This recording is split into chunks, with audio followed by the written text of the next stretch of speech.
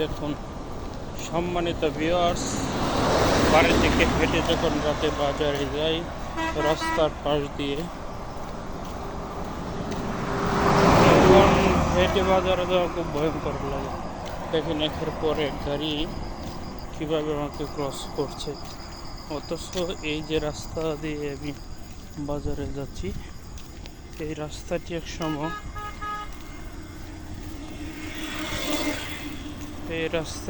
সময় এত বিজি ছিল না, এখন যে পরিমাণে বিজি।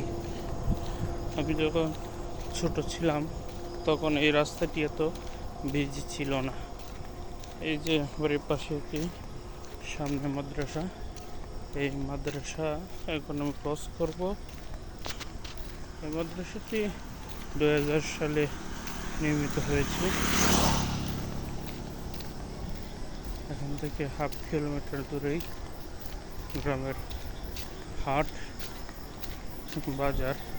এই যে দেখেন আজকে হাটের দিন ছিল, বাজারের দিন ছিল। চাচা তেল বলো, মাত্রই যাচ্ছি। ছেলেমেয়েরা মাদ্রাসায় পড়াশোনা করছে দেখা যাচ্ছে। এই যে মেঠো পথ ধরে হেঁটে যাচ্ছি। এই মেঠো পথ একসময় খুব শান্তশিষ্ট ছিল। 90-এর দশকে যখন আমি ছোট ছিলাম, কেজি স্কুলে পড়তাম, তখন এই পথ দিয়ে যখন হেঁটে যেতাম, আমার যতটুকু মনে হয় একেবারেই এই রাস্তাটা অর্ধেক ছিল। তখন রাস্তা তো ভালো ছিল না, রাস্তা ভাঙা ছিল, কিন্তু তখনকার সময়ে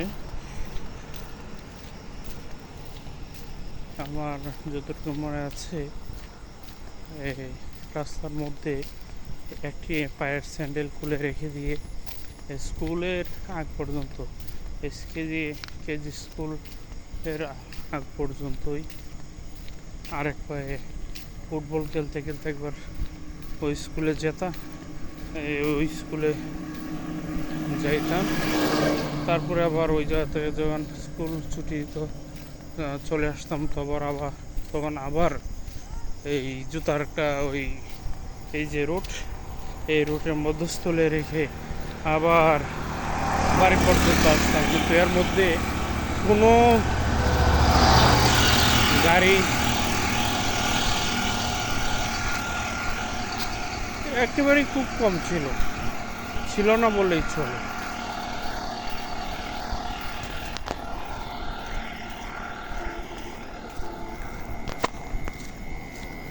একটা সময় পরিবর্তন হয়েছে, সময়ের উন্নতি হয়েছে, দেশের উন্নতি হয়েছে, সারা পৃথিবী এখন অত্যাধুনিক যুগে প্রবেশ করেছে। তারই দ্বার প্রান্তে আমরা এই রাস্তা পেয়েছি।